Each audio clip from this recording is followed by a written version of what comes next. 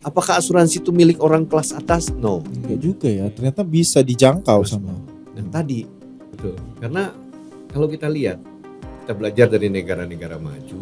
Negara-negara maju itu negara di mana penduduknya itu perbandingan asuransinya itu udah satu orang itu rata-rata memiliki 2 asuransi.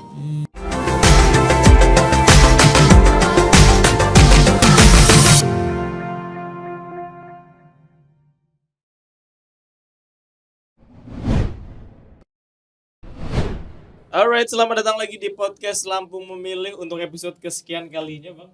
Wih. Semangat buat para editor-editor kita yang kejar tayang. Iya, waiting Ini list. Udah bulan Februari, sekarang tanggal berapa, Bang? Belum ya? Belum, masih Kalau tanggal tapping, 29. Ya, Ya, ini tanggal 29. ICC-nya tayangnya udah bulan Februari lah. Kalau bisa lebih cepat lah ya. Besok sih terakhir. Masih Buat ketemuan gak barengan editor? sama Pandi di sini. Dan Aji di sini. Dan kita nggak sendirian dan selalu kita mendatangkan bintang tamu yang kita ajak Iya ngobrol dong. supaya kamu juga tahu ya siapakah yang bakal kamu pilih nantinya. Karena Iya. memang sesuai dengan namanya Lampu Memilih, kita mewadahi Iya. teman-teman caleg, teman-teman legislator yang untuk bisa beradu gagasan di sini, ngobrol, bertukar pikiran. Jadi kalau misalkan kamu masih bingung nih, misalkan kayak warga W Halim kedatangan aku, hari ini kita kedatangan Bang Ridwan MH, bener Bang ya. Boleh tepuk tangan teman-teman. Selamat datang Bang. Thank you. udah sehat, Bang, ya. Sini sehat Bang ya. Terima kasih. Iya. Ini Syukurlah. beliau ini Bang, Ya. kalau kita lihat dari backgroundnya belakangnya ternyata pelatih public speaking. Waduh. Iya, kita diajak. Tepat ini. Dapat ilmunya kita Dapat pasti. ilmunya nih, Bang, Pas ya. banget ini. Apalagi buat dapil-dapil tadi di Kedaton ya, Labuan Kedaton. Ratu sama W Halim nih. Ya, beliau ini adalah politikus dari Partai Perindo. Partai Apal ya, kita udah Ada- banyak jingle-jingle kita Udah apal banyak ya. Pan kita udah pernah nyanyiin ya hafal. kan. Terus juga apa Oke Gas. Oke, Gas. Partai Perindo juga. Amin ya kan. Amin belum pernah kita nyanyiin. Belum pernah Payah nyanyiin ya. lagunya. Susah iya, liriknya agak. Nggak payah, nggak easy listening dia. Di beliau ini adalah politikus dari Partai Perindo dan juga caleg DPRD Kota Bandar Lampung, Dapil 4 W Halim, Kedaton dan juga Labuan Ratu. Benar Bang ya? Tapi aku penasaran nih Bang, Abang kan backgroundnya adalah pelatih public speaker. Public speaking gitu. Berarti memang kampanyenya juga jago dong, retorikanya gitu ya. Oh iya. Kan sebagai coach nih Bang. Komunikasi politik. Iya, komunikasi Benar. politik tuh Bang. gitu Bang ya. Gitu ya. Tapi suka gak sih Bang, misalkan sampai sejauh ini kampanyenya udah turun kemana sih kalau Abang ke lapangan? Ya, jadi saya lebih banyak sebetulnya turun itu ke komunitas-komunitas. Oke. Lalu ke beberapa daerah-daerah di kelurahan-kelurahan, terutama menghubungi mereka yang punya komunitas ini. Oke. Yang terbuka cuman sekali ya. Oke. Ya, saya tidak terlalu pandai berretorika. Kan tadi pelatih public Iya, speaking, Bang. Pak. Digunakan dong. Nah, mungkin saya sebagai coach Oke. public speaking lebih banyak mengarahkan loh, ini kalau vokalnya suaranya lebih banyak, word fillernya harus begini. Kalau berbicara di depan barangkali untuk formal seperti ini, Oke. barangkali untuk anak muda seperti ini, walaupun tidak muda lagi gitu. Tapi kalau kita lihat memang DPT kita Bang, menurut data KPU nih, menurut KPU Provinsi Lampung. Provinsi Lampung, DPT-nya. banyak, Bang, sampai 3.900.000 untuk yang anak muda Bang. Betul. Itu gimana tuh Bang? Saya pikir ya saya punya pandangan dan confident saya bisa masuk di anak Oke. muda. Karena walaupun sudah lewat muda tapi belum tua kan. Gitu ya. Generasi. Jadi sebetulnya simple, anak muda kan yang penting kita tahu bahwa anak muda itu arahnya kemana sih. Oke. Dan mereka lebih tidak gitu suka terlalu formal, Oke. terlalu banyak aturan-aturan gitu. Mungkin di dalam public speaking pun ya sekarang kan tidak terlalu banyak harus beginilah begonolah, contoh. Sangat simpel. Oke. Pada waktu welcome speech gitu, ya kita menyebutkan orang dari nomor 1, Iya. nomor 2, nomor 3 sampai nomor 10 sampai Pak RT disebutkan kan terlalu banyak. Jadi mungkin kalau anak muda sekarang cukup satu aja, yang lainnya itu mewakili Bapak Ibu saudara-saudari yang saya hormati, selesai. Simple. Iya, kan nggak ada lagi yang lain. Iya, Nah, iya. cuman kalau dulu kita cerita dulu lebih formal kan lebih banyak mereka menyebutkan ya tadi dari mulai Pak Camat, Pak Lurah, Pak RW, Pak RT Iya. sampai mungkin kepala dusun pun disebut. Ya, sampai istri-istri juga disebut. Kalau nggak ngambek nanti Pak. Sekarang udah Ya dibuat nyantai, lebih simple. iya. Mungkin anak-anak muda lebih sukanya yang lebih simple, lebih tidak terlalu banyak yang basa-basi ya. Lebih ke arah sana. Mesti Iya. bisa ngimbangin lah. tadi sempat kampanye terbuka sekali ya Bang ya. Mm-mm. Itu langsung aja apa yang Abang sampaikan nih ya, tadi Iya. walaupun pakai public speaking tapi kan pasti ada gagasan inti ya yang disampaikan. Oke, jadi sebetulnya ngapain sih jadi caleg gitu? Iya, iya. Mau ngapain sih jadi anggota DPR, anggota legislatif? Sebetulnya saya simpel. Saya kan sebetulnya bukan orang politik, Oke. ya baru terjun ke dunia politik. Baru banget nih ya. Iya, karena di brainwash tadi. Di brainwash. Ada yang mau Biasanya brainwash. nge-brainwash. Awalnya saya pikir, aduh, politik tuh saya ngeliat orang kok bisa banyak negatifnya, Oke. banyak begini. Mhm. Mungkin kualat kali ya. Lalu sehingga saya hari ini harus mengakui hal itu. Lalu ada teman saya coba membrainwash tentang politik. Setelah saya pelajarin, saya lihat, saya ngobrol juga, saya konsultasi dengan anak saya. Anak saya yang sulung kebetulan dia kuliahnya di Ilkom. Oke. Lulusan Ilkom di salah satu university di Jakarta. Oke. Saya coba diskusi sama dia. Lalu saya mengambil kesimpulan, politik itu sebetulnya mulia. Oke. Politik itu mulia. Hanya karena dibuat oleh oknum-oknum aja yang menjadi sesuatu hal yang mulia itu kan bisa menjadi tidak mulia.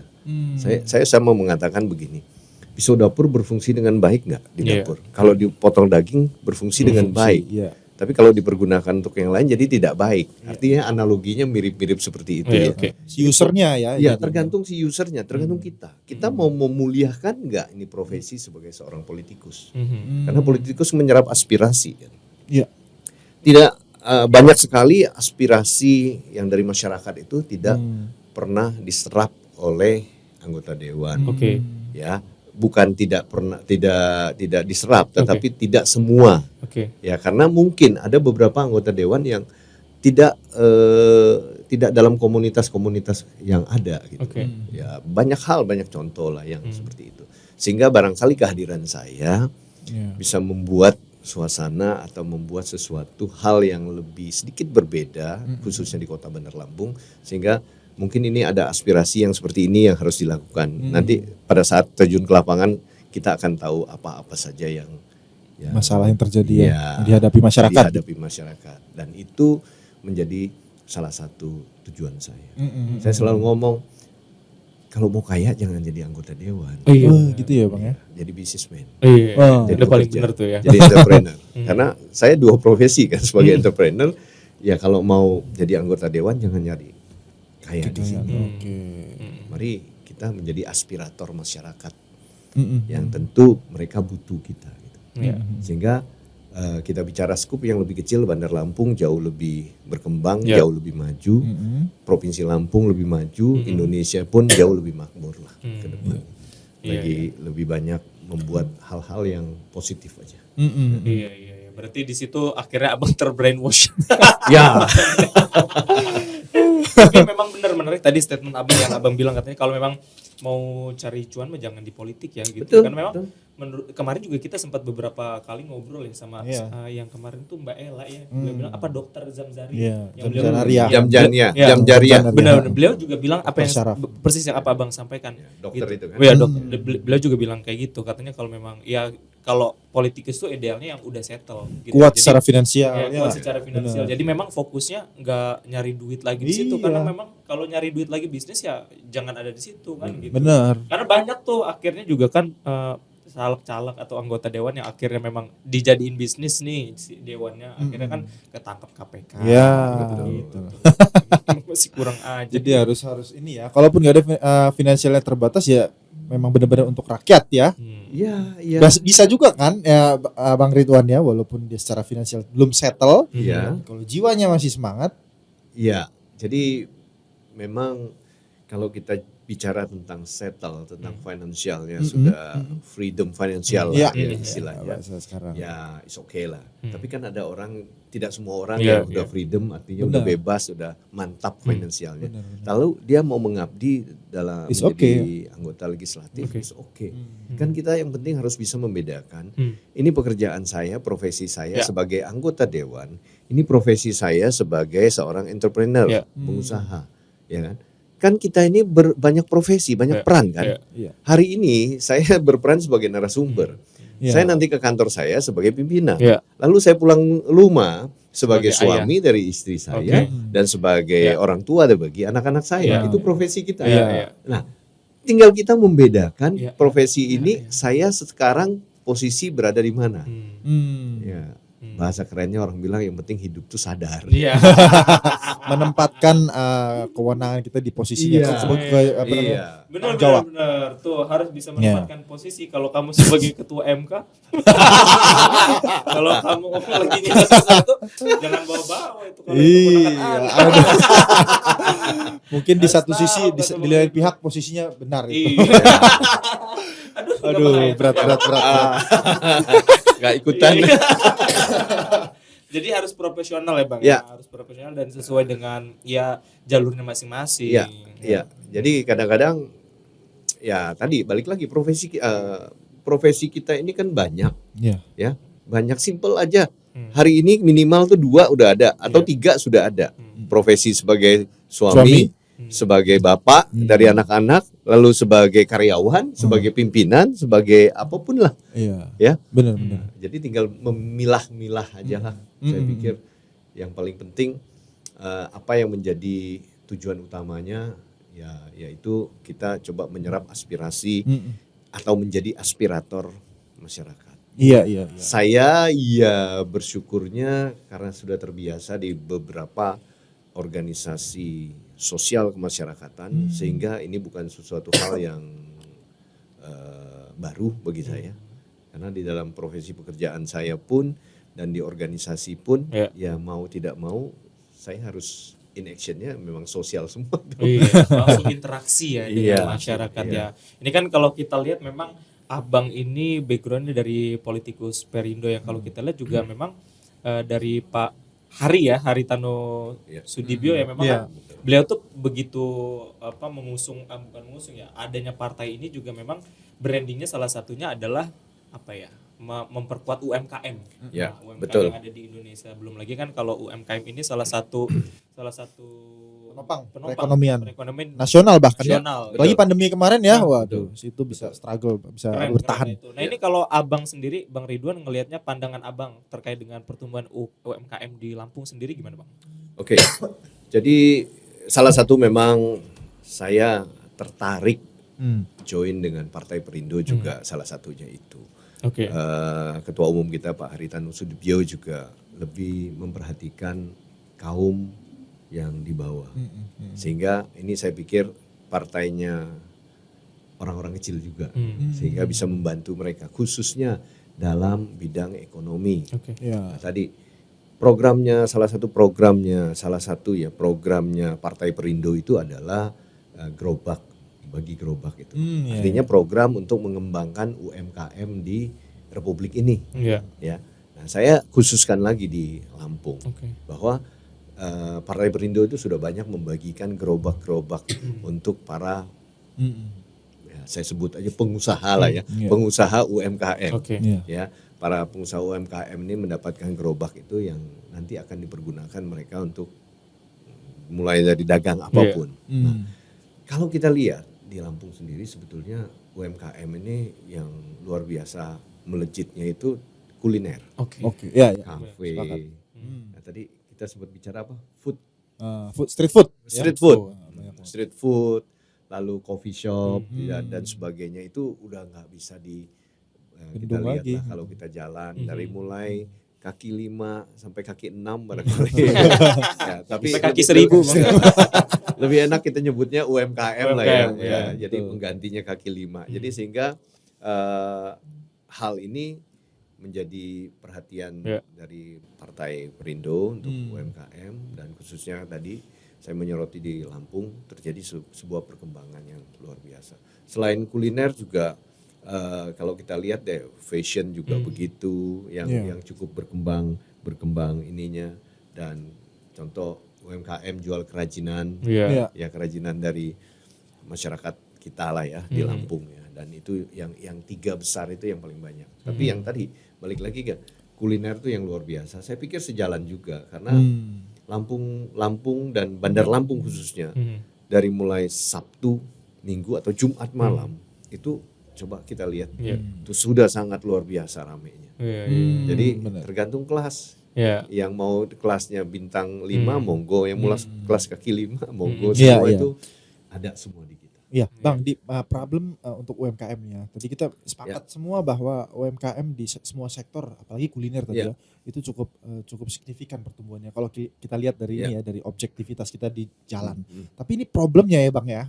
Kalau misalnya kita biasanya kita lihat di pemberitaan itu, problemnya adalah aksesibilitas terhadap permodalan, Bang. Ini permodalan dulu, nanti kita bahas permodalan. Kemudian ada bagaimana cara memanajemen keuangan. Kemudian bagaimana cara menghilirisasi produk-produk mereka supaya bisa diterima dan lebih luas. Kan nggak mungkin nggak Bang kita ngelihat rakyat kita tuh kaki 5 terus kan pengennya kan naik kelas ya Bang ya. Nah nantinya ketika Abang duduk ya di kursi legislator, jadi legislator di kursi legislatif di DPRD Kota Bandar Lampung, mungkin nanti komisinya komisi ini ya, komisi UMKM.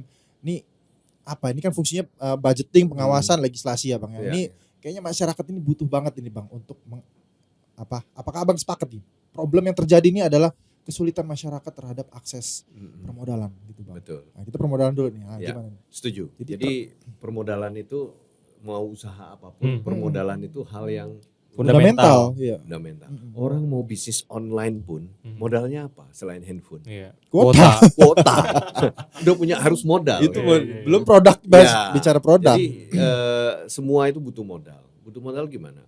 Pada saatnya harusnya sih ya pemerintah kita khususnya memfasilitasi dalam bentuk mungkin ada koperasi atau ya kalau sekarang kan kita lihat kan banyak koperasi-koperasi swasta yang memberikan simpan pinjam untuk itu, ya kan. Nah, lalu ini kita bicara dari sisi eksternal ya.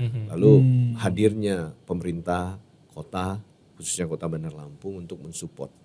Karena tidak bisa dipungkiri ekonomi kerakyatan atau dari UMKM untuk masyarakat kecil itu sangat mendorong ekonomi kita. Udah seperti itu. Contoh kita tahu bahwa lahirnya koperasi itu gimana sih? Dulu di Inggris ya, di sebuah kota namanya Rockdale ya di Inggris sana. Dan itu apa tujuannya? Untuk mendorong ekonomi juga gitu loh. Ekonomi juga gitu. Nah, sehingga kalau pemerintah ikut ambil bagian membantu dalam sisi keuangannya, mekanismenya kan banyak sih, bisa lewat koperasi, bisa lewat mungkin bank-bank pemerintah yang dalam hal ini bank-bank yang memang mensupport usaha mikro seperti itu. Nah, dari eksternal, dari internalnya tentunya si pelaku juga harus memberikan sebuah nilai, sebuah value, sebuah kepercayaan. Kan masalahnya UMKM tuh siapa sih? Bang yang mau support, dia bilang ini beginilah, begono lah, ya kan? Dan takut nanti habis terima duit hilang. Hari ini ada gerobaknya, besok hilang. Nah, memang ini harus perlu sebuah edukasi buat si pelaku. Edukasi apa? Satu, edukasi mental, ya kan? Edukasi mental, revolusi mental, ya sehingga menjadi pengusaha tuh nggak gampang loh, walaupun pengusaha UMKM kan sesuai dengan kelas kita masing-masing, dan jadi pengusaha itu nggak gampang, nggak perlu cengeng, ya kan. Lalu kejujuran, sebetulnya kejujurannya nomor 1. Pada saat kita dibantu, yuk kita selesaikan dengan baik ini, ya kan. Kalau cuan jangan modalnya dimakan, cuannya dimakan semua. Ya kan? Yang kita makan adalah keuntungan aja. Nah, ini berkaitan. Pada saat itu adalah terjadi sebuah cash flow. Kalau kita untung banyak, untung 10.000 dimakan 15.000 berarti defisit 5.000. Kalau untung 10.000 ini ilmu ekonomi pernah pelajari. Lalu ya jangan makan 10.000 dong, makan 7.000 kayak sisain 3.000, lalu 3.000 itu karena akan bergulung juga dari jadi permodalan, modal selanjutnya. dan seterusnya sehingga ini mengatur kita punya cash flow. Oke. Banyak orang ini yang cash flow-nya karena kaitan dengan permodalan dengan cash flow. Kalau cash flow-nya kita bisa jaga aman.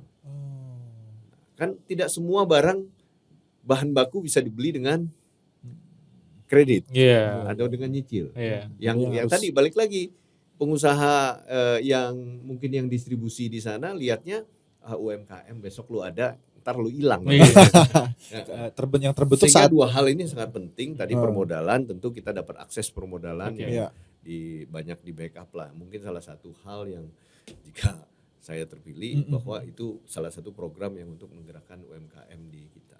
Kalau UMKM itu bergerak, Bang, semuanya berjalan, semua sesuai dengan passionnya masing-masing. Ya makmur lah. Satu, kalau makmur itu kriminalitas efeknya udah kemana-mana. hukumnya seperti itu. Efek Karena positifnya ya. Efek positifnya, karena nggak ada orang nganggur. Semua orang beraktivitas. Pada saat kita bekerja, lalu kita terima keuntungan, terima uang, happy kan? Rasanya nggak ada orang berpikir, gua mau maling di mana nanti, enggak gitu loh. Ya, itu salah satu. Ya, mungkin juga itu kedua, kita kan punya banyak entrepreneur atau pengusaha besar yang mungkin juga punya kontribusi untuk membackup para kecil-kecil, mikro-mikro UMKM dan ini juga menjadi salah satu dasar membuat suasana ataupun iklim UMKM kita itu tetap semarak gitu.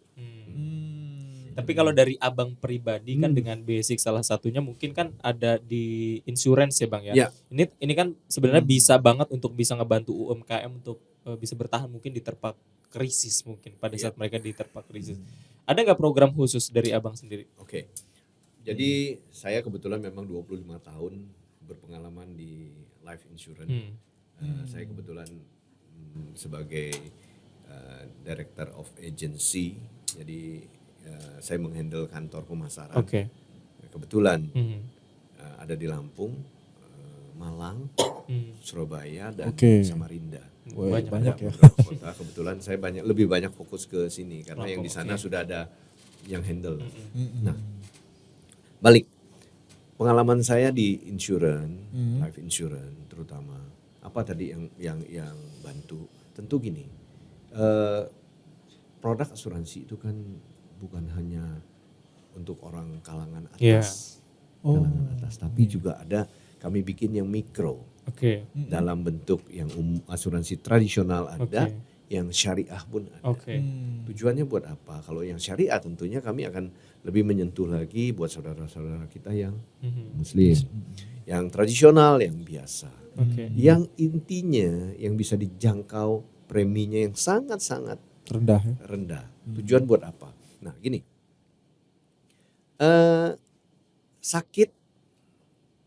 meninggal tidak harus tua syaratnya. Betul nggak? Meninggal itu tidak harus tua. Saya harus ditunjuk. Kedua, meninggal itu tidak harus sakit juga sekarang. Saya begitu kaget dengar orang mendadak jatuh aja. Jatuh biasa, langsung lewat. Artinya di situ kita lihat bahwa bukan karena asuransi itu dibutuhkan, bukan karena ada yang akan meninggal cepat, meninggal muda, bukan karena itu. Tetapi pada saatnya dia meninggalkan itu ada nilai ekonomis yang ditinggalkan. Nilai ekonomis yang ditinggalkan. Tidak hanya duka ya. Karena dia sebagai kepala keluarga, lalu dia sebagai anak yang membiayai orang tuanya.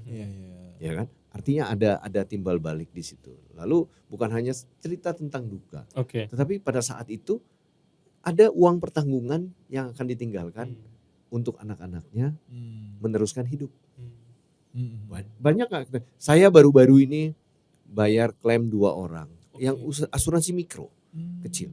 Ya, saya nggak usah sebut ke siapa. 2 orang ini masih muda. Makanya tadi saya bilang muda.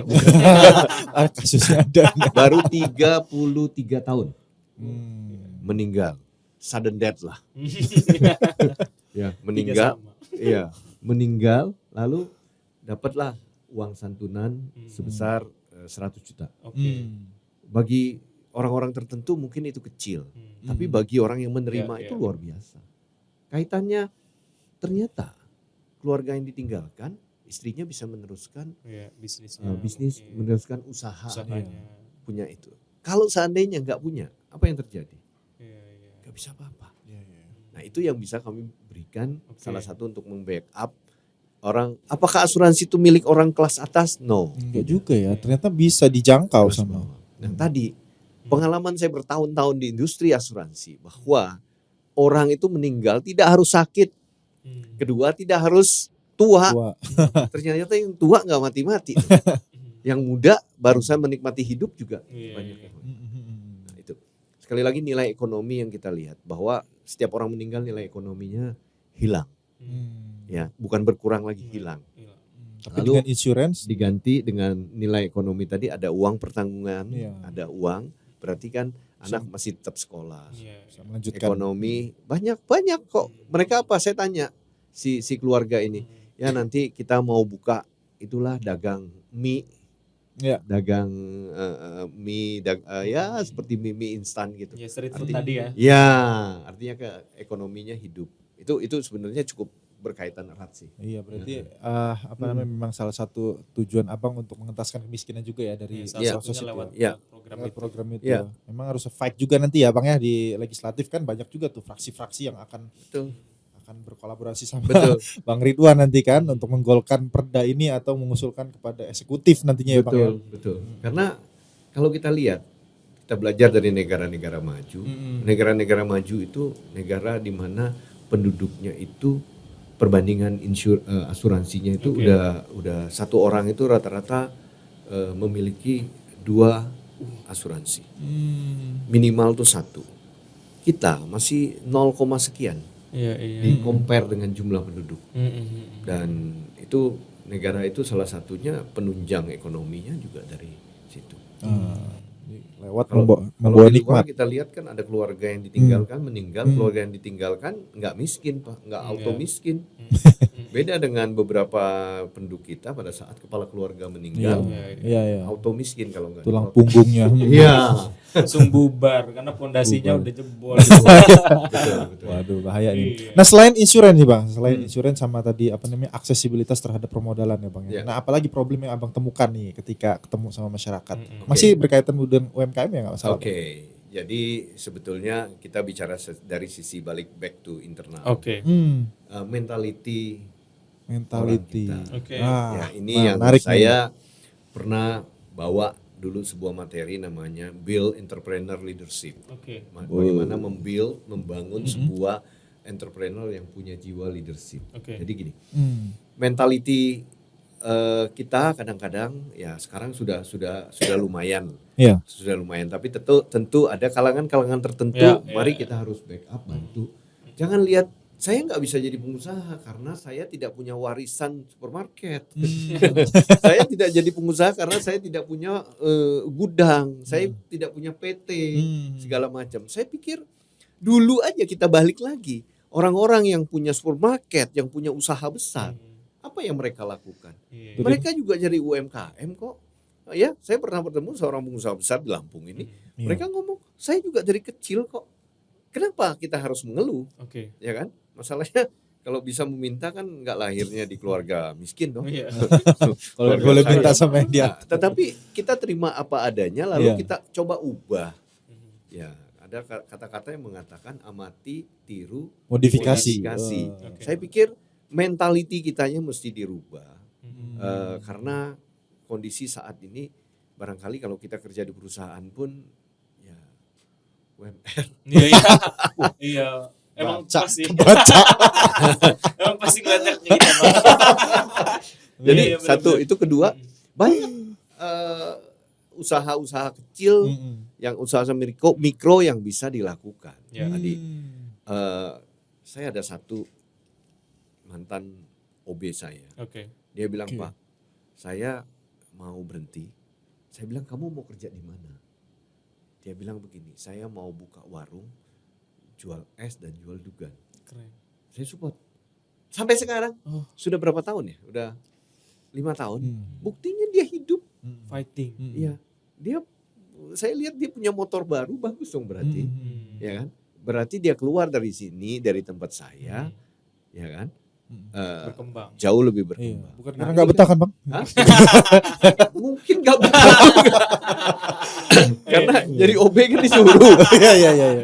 Tapi dia Tapi, berproses belajar juga. Tapi gak betah Metamorfosis. itu kan membuat kita berontak kan. Iya, Jiwa iya, kita iya, ini betul. berontak, kita ingin maju. Sepanjang dia berontaknya ingin Maju, merubah positif. hidupnya, Iya. itu. Termotivasi. Benar-benar bang. Mentality ingin mengubah hidup. Iya. Ini yang paling terpenting. Ya, mengubah hidup yang tadinya gini-gini aja, ya nggak bisa dong. Oke. Karena- Langsung instan. Ya, harus Harus rubah. persisten. Jadi Hmm. orang bilang dulu kan kalau Anda hidupnya di comfort zone, Oke. zona nyaman. Mm-mm. Ya, ini zona nyaman, Ya. nyaman, dingin, adem, Adem. ya kan? Suatu saat Iya. ya kita nggak akan bisa aman, tentram di zona nyaman. Harus berada di mana? Jangan di comfort zone, di combat zone, Combat. zona tempur. Oke. Ya, fight. Mesti punya fighting spirit gitu loh. Mm-mm. Ya kan? Zona tempur itu apa? Zona tempur di mana tiap hari bangun pagi ya kita harus bertempur lah, fight lah. Sama dengan kayak singa dan rusa di Afrika sana. Tergantung siapa yang bangun pagi ceritanya. Kalau si rusa bilang kalau saya telat bangun, maka mangsa. saya dimangsa oleh si singa. Ya kan? Si singa bilang kalau saya telat bangun, maka rusa-rusa sudah pada kabur, Dia kelaparan. kelaparan. Iya. Nah, tergantung Iya. siapa yang mau ini fight Iya. untuk bangun lebih awal. Tapi menarik sih bang ini kalau bangun pagi bang. Kadang-kadang kita suka bangun pagi tuh bingung mau ngapain bang, itu gimana bang solusinya? Kadang-kadang. Ini menarik juga Iya. nih. Mungkin ada tips apa? Banyak orang yang seperti itu. Oke. Bukan hanya satu orang, bukan hanya abang aja yang begitu. Jadi juga kenapa? ya, termasuk saya juga. Jadi gini, pada saat ini hari Senin, besok Selasa. Oke. Malam. Tentunya saya pribadi ya, malam ini saya sudah punya planning, Oke. saya mau ngapain dan ketemu siapa. Kebiasaan yang menurut saya kebiasaan yang baik sih. Ya, pokoknya jam 6 atau setengah 7 Ya. saya run Oke. keliling Jogging, komplek, olahraga ya. lari kira-kira setengah jam, 1 jam. Habis itu olahraga yang lain lagi ya yang agak berat-berat dikit Oke. lah ya. Lalu setelah itu saya tentunya ada aktivitas yang lain. Besok juga begitu. Kalau memang enggak, saya nggak ada janji, saya buat ada janji sehingga tiap hari itu tidak ada waktu yang Terbuang ya. terbuang kosong. Oke. Nah, balik lagi itu sebuah habit. Iya. Nah, membuat habit itu kan Waduh. tidak juga sulit, Hmm. walaupun tidak mudah, tidak juga sulit. Iya. Saya bilang habit itu terbentuk dari mana? Dari pikiran, pikiran menjadi sebuah ucapan, ucapan menjadi tindakan, tindakan dilakukan menjadi kebiasaan, kebiasaan akan membuat sebuah karakter. Ya kan? Kebiasaan tadi kalau dilakukan berulang-ulang akan menjadi sebuah habit. Habit ini yang akan membentuk karakter orang. Gitu. Keren. Nah, Bagus, kira-kira ya. gitulah. Buat potongan TikTok nih kita dapat guys. Iya. Siap-siap viral ya. Benar karena memang basicnya adalah coach, Iya. trainer. Jadi banyak dari tadi tak perhatiin memang ada quotes-quotes Iya. insight banyak luar banget. biasa nih, Tapi Bang. ya bang, masalahnya tapi untuk anak muda ya bang ya. Nah, tadi kan masalah di Pandis bingung mau ngapain ini ya. Ternyata terjadi ya di banyak sekali generasi Iya. zilenial dan milenial. Apalagi pada saat menjalankan usaha ini bang. Iya, iya. Kadang-kadang FOMO ya karena Ikut-ikutan. ikut-ikutan hype. Kemudian ketika dia menemukan titik yang dirasa ini kayaknya apa namanya nggak untung-untung nih. Pertama memang untung ya karena teman-teman nggak enak kali beli ya kan. Udah itu di titik ketika dia memang kalau bisnis itu kan naik turun ya bang. Iya, ya? iya, iya. Naik turun. Ketika turun, biasanya anak-anak itu ya nggak semua sih, sebagian besar anak generasi-generasi yang saat ini dia memutuskan untuk merubah haluan gitu. Bahkan balik lagi ke ingin menjadi PNS, ingin jadi cita-cita mertua, ya calon mertua dan lain sebagainya. Nah ini kan membahayakan juga ya bang ya. Betul. Berbahaya ketika dia sudah memulai menghabiskan Betul. waktunya dan Betul. nah ini apa yang kunci yang harus dimiliki supaya anak-anak muda itu bisa konsisten, Bang? Jadi ya Nah, udah hujan badai itu mau betul. Jadi harus gini, dihadapin. kadang-kadang ya memang hal itu tidak bisa kita mungkiri terjadi. Karena kata orang nih ya, saya takut diserang sama anak milenial. Mentality mentality anak milenial di zaman dahulu milenial mereka itu mereka lebih tough, lebih tahan banting, ya kan? Kebanting dari lantai 7 pun mungkin masih tetap hidup. Kucing nyawanya Iya, nyawa 9. Ya. Tetapi anak milenial sekarang konon kabarnya katanya, aduh sebentar mereka sudah coba roba haluan lagi. Nanti kita potong yang di situ Bang. Statementnya. Enggak aman Bang. Jadi berubah haluan lagi. Nah sebetulnya kenapa mereka rubah haluan? Karena anak sekarang ini kan lebih inovatif. Oke. Kalau gua nggak bisa ini, gua bisa ini. Kalau gua nggak bisa ini, gua bisa ini. Gua bisa ini. Itu ya Bang. Sehingga inovasi-inovasi baru itu dilakukan. Oke. Kalau anak milenial zaman dulu, saya pernah tanya, ada seseorang yang sukses luar biasa di usahanya, pendidikannya, ya kan, SMA-nya aja kejar paket C-nya aja nggak ada. Pertanyaannya apa? Dia bilang, saya fokus dalam pekerjaan ini karena saya cuman SMP. SMP aja nggak selesai. Ya sahabat saya, SMA kelas 2. Ya, sahabat saya belum lama dia cerita. Karena saya fokus dengan pekerjaan ini, saya merasa saya tidak punya latar belakang pendidikan yang baik, saya tidak punya gelar S depan belakangnya, mau S apapun tidak ada. Artinya saya betul-betul S tungtung lah adanya. Saya harus fokus di sini, ya, di pekerjaan ini. Saya betul-betul all out lah, ya, untuk pekerjaan ini. Sehingga maka dia bisa menjadi seorang yang sukses di situ. Karena dia tidak ada pilihan lain. Seolah-olah hidup ini hanya cuma satu jalan. Ini jalan yang harus saya lakukan. Yang lain tidak. Jadi saya fokus di sini. Nah itu benar apa salah tuh Bang cara seperti itu? Ya tidak ada yang salah menurut saya sih ya. Tidak ada yang salah. Karena memang kalau pekerjaan apapun harus dilakukan dengan fokus ya. Kalau nggak fokus saya pikir nggak ada yang sukses. Nah cuman kadang-kadang mungkin karena kita nih merasa bisa. Merasa ini kadang-kadang udah ubah. Saya coba lagi di sini, gagal. Coba lagi di sini, coba lagi di sini. Ya, kan beda dengan Thomas Alva Edison. dia coba tapi nyobanya itu aja berulang-ulang kali. Gitu kan.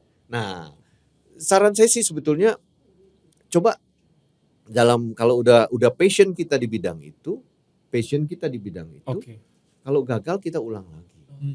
Masalahnya bukan seberapa banyak kita gagal, kita jatuhnya, seberapa kuat kita bangkit dari kejatuhan itu. Keren, quotes lagi nih. Kan tidak pernah ada orang yang sukses itu tidak pernah jatuh. Iya, benar. Ya kan. Yang penting kalau masih lecet-lecet masih oke lah. Yang penting jangan kegencet dampak aja gitu. Ya harus siap-siap juga insurance tadi. Iya, lagi gua mau ke situ tadi. Iya, jangan kena bulldozer aja gitu loh. Kalau masih jatuh ya itu wajar. Dan kita harus terima sebuah sebuah tantangan dalam hidup ini. Karena di balik sebuah saya selalu ngomong di balik sebuah krisis. Sekarang kan lagi krisis kan. Pasti ada sebuah opportunity yang baik juga. Tergantung cara kita mengintipnya, melihatnya. Di situasi yang sulit seperti ini masih ada kesempatan ya. Betul, kata orang kan kita jangan fokus kepada pintu yang tertutup. Masih banyak pintu yang terbuka kok. Cuman kita renungin ini pintu kapan bukanya ya.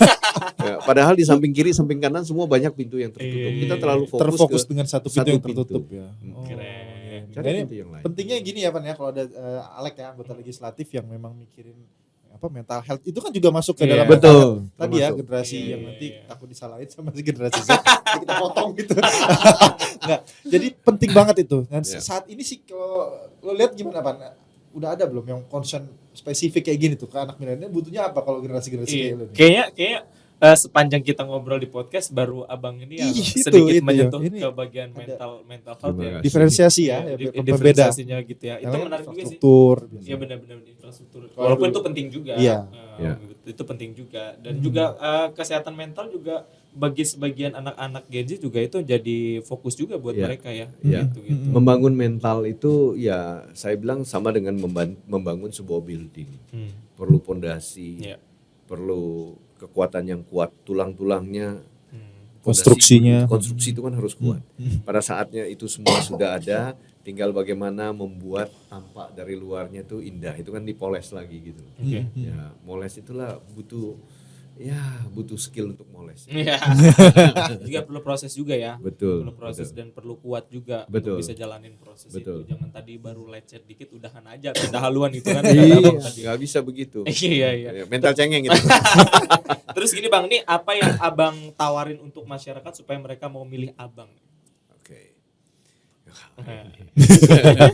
Ini jualan ya. Langsung. Tadi buat soft selling. Ini hard selling ya. Hard selling langsung.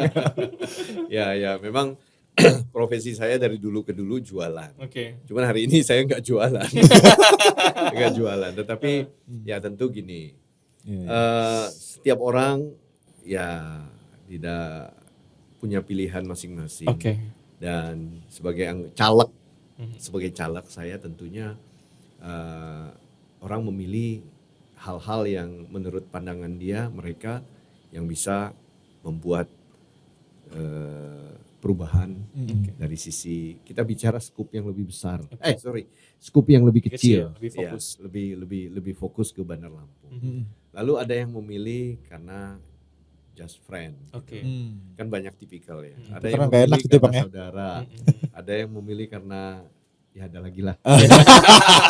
Ada apa tuh Bang? Ada udah kebalang batu. Gitu. Saya cuma lihat batunya kan. Udangnya saya belum lihat. Kabur Kata ya. siapa kemarin? Pas batunya digini udangnya lari. Udangnya diambil TS, Bang. Nah, cuman saran saya kepada teman-teman dan masyarakat khususnya di Wai Halim, Kedaton dan Labuan Ratu, ya tentu kita juga memilih ya, mereka teman-teman ini memilih juga yang punya kompetensi. Oke. Satu, kedua yang peduli. Dan saya bilang berbekal pengalaman saya di ada 5 organisasi, kebetulan ada yang saya sebagai ketua, ada yang sebagai sekretaris, ada yang sebagai wakil ketua. Kebetulan kami di lini terdepan di organisasi itu yang sudah terbiasa bergerak di bidang sosial, lalu termasuk kemarin-kemarin yang bencana di Kalianda, yang tsunami, kami juga turun di situ, bagaimana membantu tanpa pamrih, sehingga barangkali hal ini juga menjadi sebuah bekal saya untuk melaju sebagai anggota legislatif khususnya di dapil kita ini, dan barangkali ini bisa menjadi bekal saya untuk coba terjun ke masyarakat. Bukan hal yang kikuk, bukan hal yang baru bagi saya, tetapi hal ini saya meneruskan dengan mengatasnamakan pemerintah, dalam hal ini DPRD Kota Bandar Lampung. Lalu berbekal ini tentu saya juga berharap masyarakat khususnya tadi di Dapil 4 Wai Halim, Kedaton dan Labuan Ratu melihatlah dari sisi ability, kemampuan, dan ya dari sisi track record juga. Ya saya punya track record, saya punya IG, saya punya bisa FB. dicek ya jejak digitalnya. Wah kalau di itu saya bilang no hoax, no sara, yang begitu-begitu. Bagaimana ini menjadi sebuah acuan untuk di era keterbukaan ini. Ya kan mungkin melihat orang itu, saya menyarankan juga untuk masyarakat juga melihatnya apa yang bisa saya bantu nantinya jika saya terpilih. Dan ini ya bisa menjadi sebuah 2024 mungkin jadi sebuah hal yang baru di Bandar Lampung khususnya. Ini nada-nada optimisme ini. Harus dong. Ada yang baru. Saya selalu optimis. Oh iya. Yang terbaik lah pokoknya buat Bang Ridwan. Kalau nggak optimis, bagaimana seorang coach nggak optimis? Iya, benar. Apapun hasilnya ya coach ya, apapun hasilnya ya tetap. Ya. Nanti anak buahnya pada ini semua apa namanya udah apa ya, udah loss apa namanya Pak? Loss pokoknya itulah. Udah lost effortless gitu ya, jangan sampai kayak gitulah Bang. Tapi Abang kalau misalkan selain mengkampanyekan gagasan yang Abang punya untuk bisa akhirnya nanti mendapatkan mandat ya dari masyarakat ke menjadi anggota dewan, apakah Abang juga turut bisa meramaikan pilpres kita, mengkampanyekan capres-capres kita? Gitu ya. Ada beban itu juga nggak sih? Kok gitu sih Bang? Kalau tanya gitu tanya gitu ya.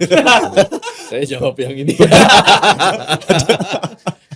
Iya, bukan beban. Bukan beban. Kadang-kadang kan